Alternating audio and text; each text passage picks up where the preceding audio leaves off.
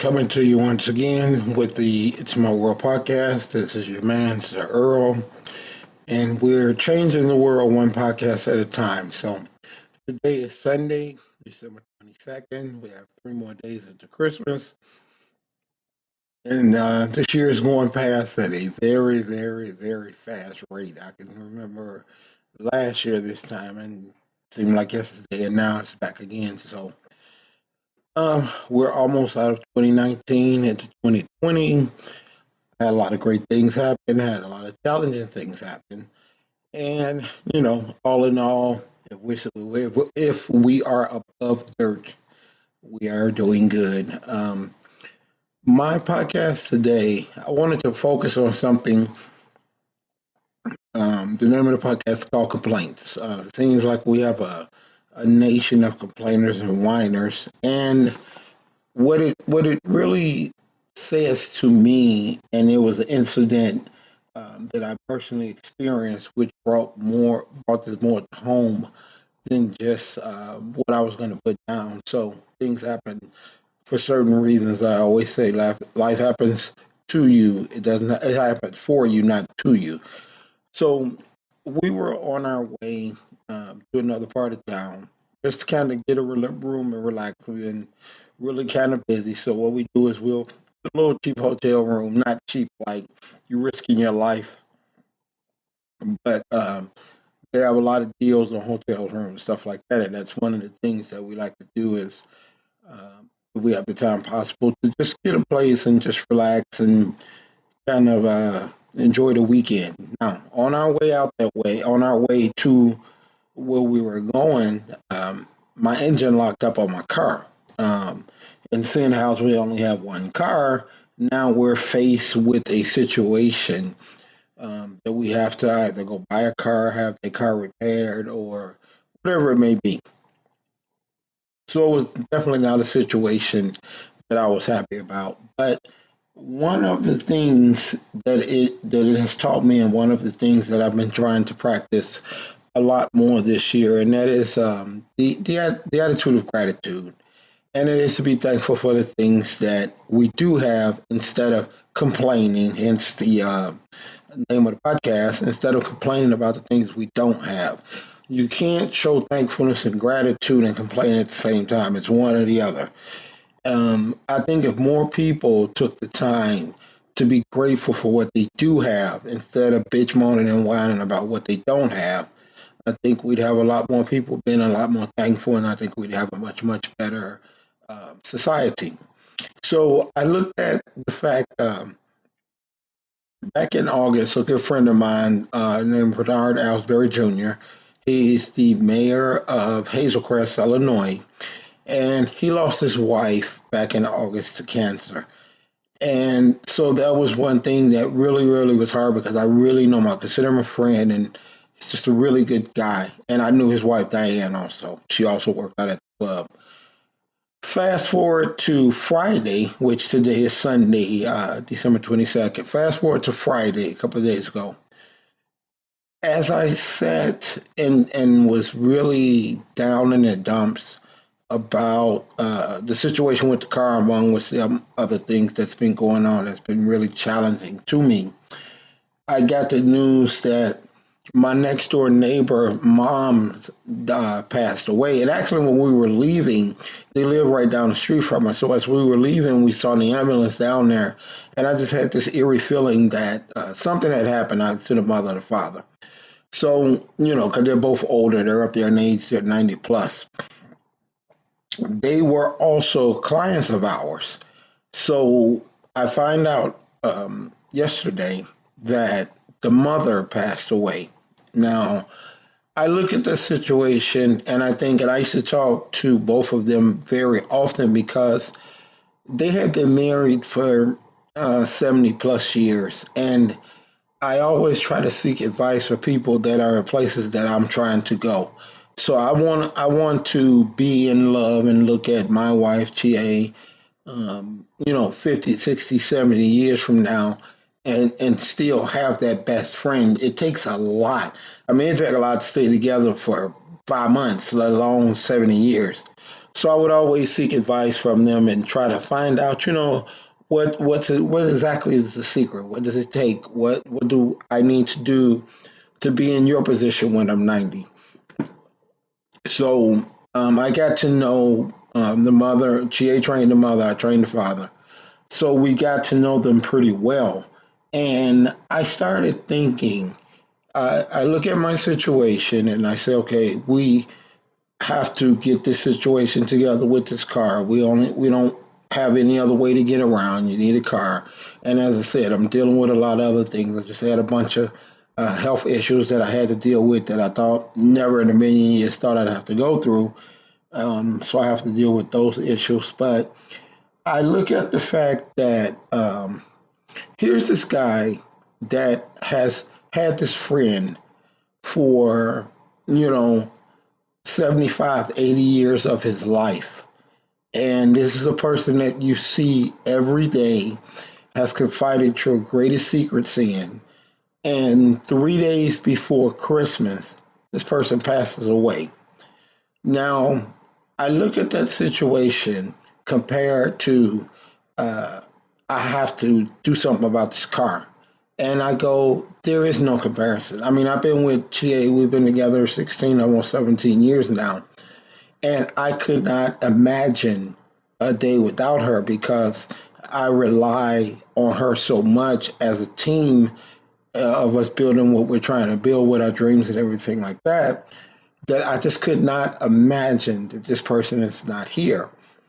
And so if I feel that way after 16 years, imagine how he feels after 75, 80 years. Um, and generally, when you're that old, and one part of that relationship dies, it's not much longer before that other person gives up the will to live, and they go too. So I looked at it and I tried to put things in perspective. The one thing about death is that it's final. There is no coming back. You know, excuse me. There is no coming back from it. When you're gone, you're gone. It's final. I've lost enough people in my life to know that feeling. So,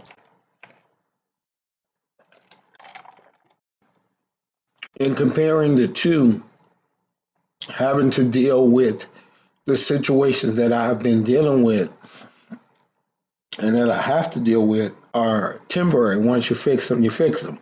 But death is final. There's no coming back from that. So, it showed me an example that I just really, excuse me, that I really just had to keep things, try to look at things in perspective and understand my situation is not that bad. I'm not dealing with the things that um, my neighbor's mom and dad or Vern, the mayor of Hazel Crest, are dealing with. I mean, you're coming up upon one of the most special holidays there is, and the person that you love and the person that you felt you would spend the rest of your life with is no longer here. And I know from past experience that when you deal with the first, all the firsts, the first birthday, the first Christmas, the first New Year, the first Thanksgiving, without that person, those times are extremely hard because you remember a time recently when they were there. I mean, I had to get a ride, get home, and start working on this. This individual wakes up, he goes to sleep Thursday night. That person that's been by his side forever is there. And Friday, the next day, they're gone. You can never see them again. You can never talk to them again. So you like just a minute ago they were here. I was talking to them, and now you got to go through the rest of however many days that you have left not having that person. So in comparison, let's keep things in perspective. I mean, this goes into my talk about showing thankfulness and gratitude. I mean, we complain about high food costs. Well, you should be giving thanks that you are able to even afford food. We complain about. I've heard people complain about cell phone receptions. Well, we have kids 6, 7, 8 that have cell phones. So there are kids in third world countries who they have to drink uh, bacteria infested water because they have no water purification system like we have. We complained about, nasty water coming out of the tap, so we go and buy bottled water where these people have no water whatsoever. They have to walk 5 miles and come back with water that's diseased and infected, and that's what they have to drink. They're forced to drink that, or they're forced to bathe in that. And we just have to sometimes stop and really look at things and understand just how grateful, just how blessed we are to be born in this country. No, I know it's not the best country in the world. We have our issues, but we're not in a country where if you talk against the president, they get you and burn you alive or skin you or hang you or anything like that.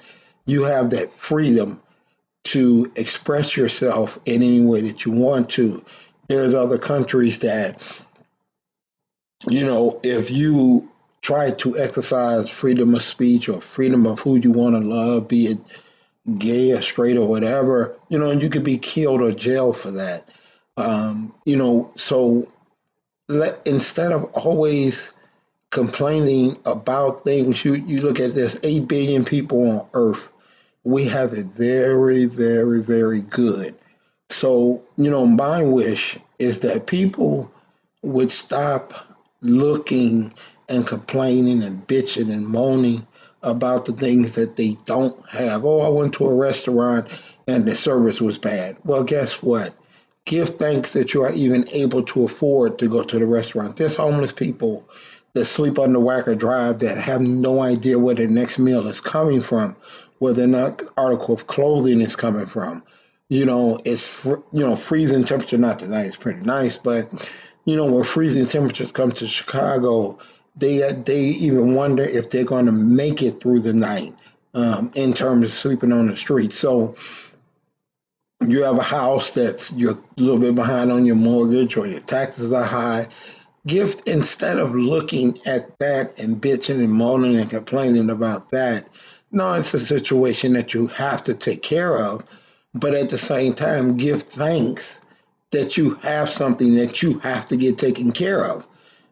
Some people don't even have that. So I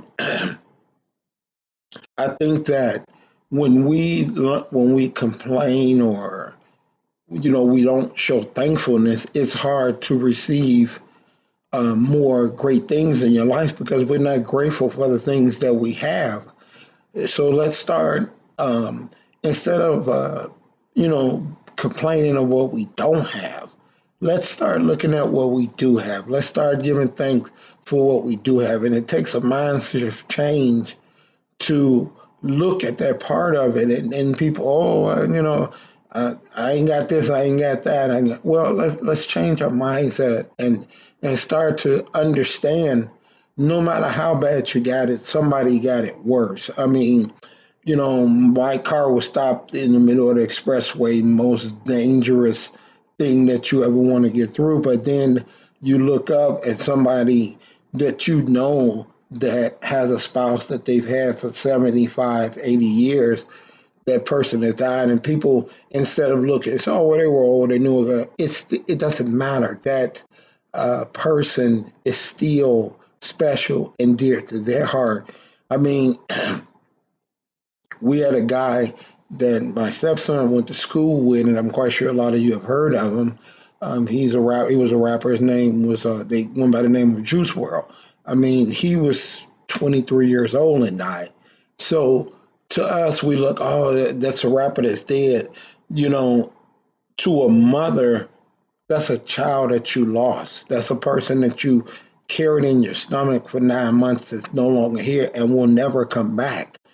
So we really have to start breaking things down and thinking from it and looking at it from a different angle, and start giving more thanks instead of more complaints. And I really think if we did that, we'd have a much better life, and things would go much better in life, and we would be a lot more blessed instead of always just bitching about what you don't have. I work in an environment as a trainer that's very negative. Everybody that comes in, I want to look like this, I want to look like that. Well, physically, we can't take it with us when we go. So for me, um, I have one of the best physiques I believe there is, and she has proven one of the best in the world.